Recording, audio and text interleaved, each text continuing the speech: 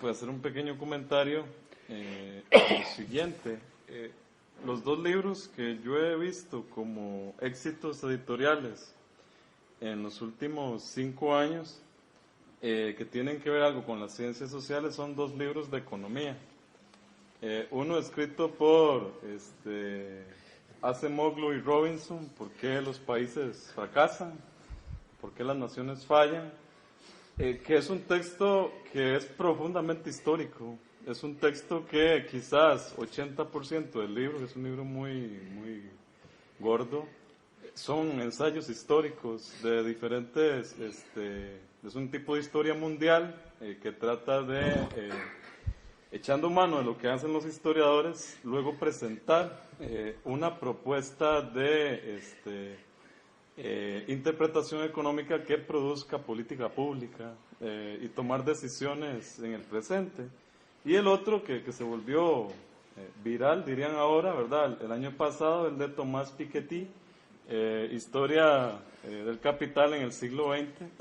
Es un libro profundamente histórico. Incluso la introducción del libro, Piketty dice que una de las cosas que más se le deformaron en su formación de economista fue la carencia de la historia, y que añoraba la École des Hautes Études Anciennes Sociales de París, aquella en la que estaba Lévi-Strauss, porque allí había un intento de poner a dialogar a los cientistas sociales con la historia, y además de grandes figuras históricas que hacían ese diálogo.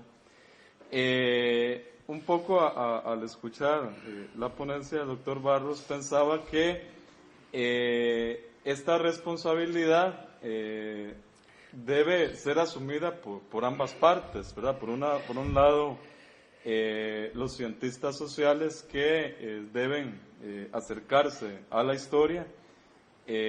Algunos se divorciaron tajantemente, pues algunos economistas, una buena parte de sociólogos también.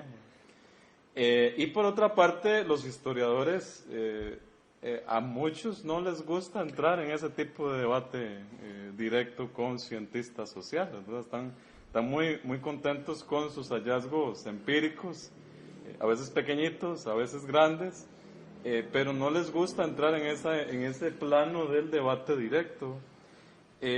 No sé, profesor Barros, su perspectiva con respecto a este asunto, porque finalmente lo que veo es, por un lado, que la historia vende, es decir, todavía vende libros, y no necesariamente solo lo que ha sido, digamos, tradicional, solo de historia positivista, sino de este tipo de intento de usar la historia para el presente.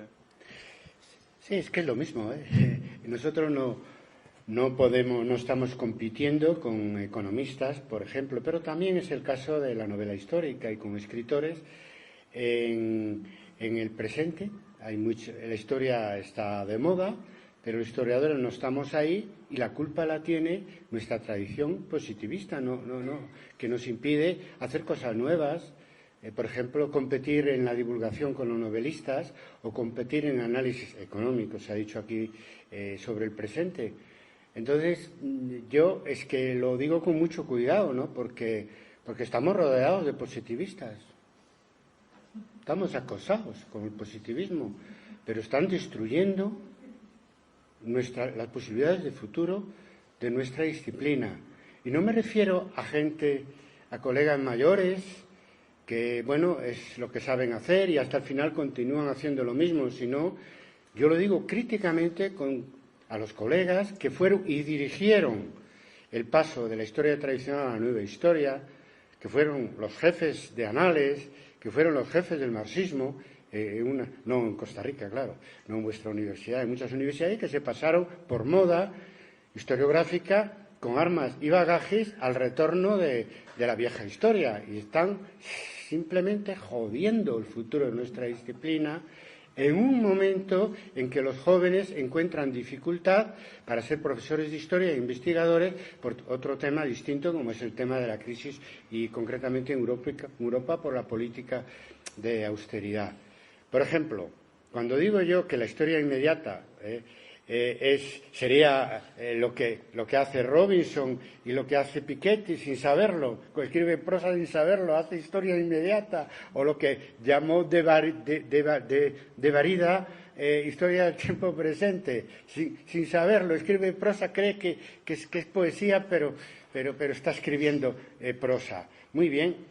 Pero es que eso se nota en la propia evolución de la École de Hautes Études, de la institución más importante después de la revista que creó Anales. Y es el fin de los Anales, desde el momento que la dirección de la École estuvo en otros científicos sociales, ellos, el centro que antes la escuela práctica, la sexta sección, creada por los historiadores, que pasó a manos de otros, que entraron en la escuela y aceptaron ser organizados por los propios historiadores.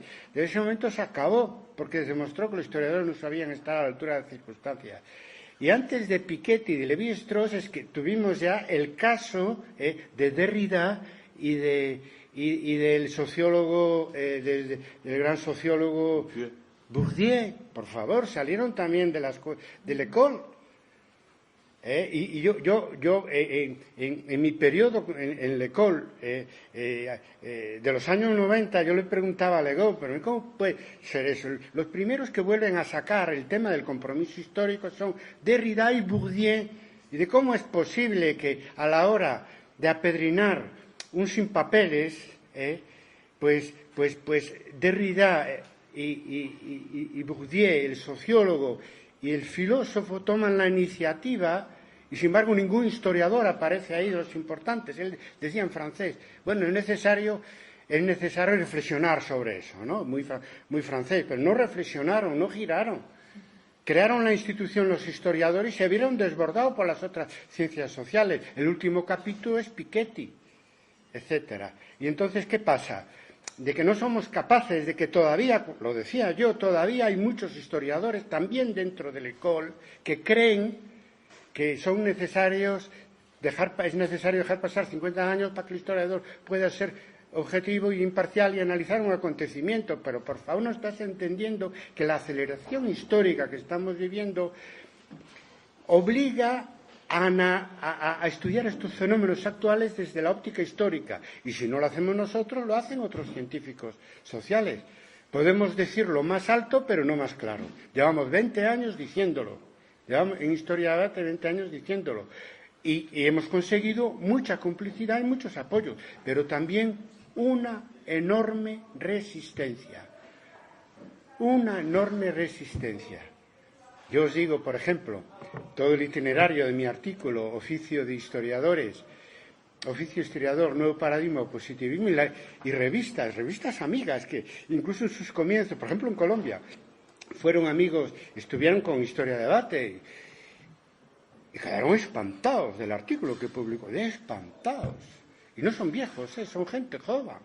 Puedo dar los nombres de la revista aquí, el Taller de Historia en Colombia e Historia Caribe, habiendo estado en Historia Caribe, y Luis Alarcón en los orígenes de Historia de Debate. Todo el mundo tiene derecho a tener la opinión que quiera, pero es que hay determinadas actitudes individuales de retorno a la vieja historia o de quedarse estancado en los años 60, 70, que están perjudicando el futuro de nuestra disciplina. Y en el tema de historia inmediata es que hay precedentes. Paul Kennedy hizo aquel librito sobre el auge y caída de los imperios y era un historiador. O sea, hubo intentos, pero al final nos comen el terreno otros. Con aquella idea de Habermas, por mucho cariño que le podamos tener a Habermas y su reconstrucción del materialismo histórico, que en ese libro dice que el historiador aporte el material empírico, que ya el filósofo, decía él en ese caso, se encargue con ese material de elaborar teoría, pero no podemos aceptar esa división del trabajo. Tenemos que reaccionar, y no se está reaccionando suficientemente, y nos encontramos con murallas. Con lo cual es un tema de militancia historiográfica. Yo ya sé que el CIAC y la Escuela de Historia, aquí se hace buena historia y se está al día. Lo sé, por eso estoy aquí. Pero hay que hacer eso mismo hacia afuera también y ser militantes en ese sentido, ¿no? Lo estamos haciendo en Historia de Debate, no somos los únicos. En temas parciales lo está haciendo mucha gente, pero yo no diría que somos mayoría en nuestra profesión cara al futuro. Yo diría que somos una minoría crítica en nuestra profesión, muy activa, sobre todo en el mundo digital, pero que no está asegurado que en el futuro se va a hacer historia tal como lo entendemos. Si no, la alternativa es volver al archivo y a un trabajo jurídico y facilitar, por tanto, toda la tendencia que existe hoy en día a que la historia y las humanidades y determinadas ciencias sociales jueguen cada vez un papel menor en nuestras universidades. ¿Alguna pregunta o comentario, doctor Barros? Ana. Me gustaría, bueno, primero felicitarle, me encantó la conversación de reflexión. Yo lo he leído mucho a usted en lo que tiene que ver con didáctica de la historia y realmente creo que ahí hace unos aportes fundamentales para dar un salto cualitativo en nuestra enseñanza de la historia. Quería preguntarle o pedirle que ampliara un poquito más esto de cómo entiende usted esa historia total. ¿En qué sentido? ¿Cómo tendría que ser la explicación histórica? ¿Qué elementos toma en cuenta? Sí, yo creo que cuando me preguntan, aparte de la historia inmediata, cuando me preguntan qué propondríamos como línea de investigación que sirva a todas las especialidades, yo propongo esto de la nueva historia global. Claro, nueva historia global hoy en día se puede utilizar en referencia a la World History, a la historia mundial, que creo que es un paradigma particular que en Historia de Debate lo asumimos para el nuevo consenso historiográfico, nos parece muy interesante. Se puede entender como historia global también la historia que se hace en Internet, que se divulga, pero también que se investiga en Internet. Y después, la historia global que sea un poco, que tenga el mismo objetivo de la vieja historia total, es decir, de superar la fragmentación y la separación entre lo económico y lo social, lo político, en fin, lo artístico y el resto de la cultura, la cultura en la mentalidad, el género y los conflictos sociales, todo eso. Y para eso yo creo que lo mejor que hemos encontrado en diálogo permanente, ¿no?, entre nosotros es lo que yo llamo, porque es mi experiencia de investigación empírica también, la historia mixta con historia total. Me explico. ¿Por qué se quedó como horizonte utópico la historia total de análisis del marxismo? Pues porque pretendía estudiarlo todo, y estudiarlo todo no se puede conseguir ni hacia el pasado ni ningún presente. Es decir, el todo del acto que estamos viviendo aquí pues es plural, es decir, depende del punto de vista de que se esté ahí, de que se esté al otro lado de la mesa, de la formación de cada uno, de lo que estáis pensando en este momento. Simplemente no estáis pensando. Si quisiéramos reproducir la totalidad de esto, pues siempre sería una reproducción aproximada y una reproducción plural. Pues yo creo que hay que hacer lo mismo, es decir, que saltarse la propia especialidad en la que uno se encuadra, que deben seguir existiendo, y hacer y según el tema que se investigue, pues mezclar, digamos, los temas, las fuentes y las especialidades. Yo lo he hecho con mis investigaciones. Nunca, en principio, digamos que soy más de historia de mentalidades, pero siempre en mis investigaciones he hecho historia social de las mentalidades, historia del poder, historia del derecho, según los temas, siempre buscando una aproximación global que debe estar en la hipótesis, no en la conclusión, como un horizonte que se nos escapa de las manos.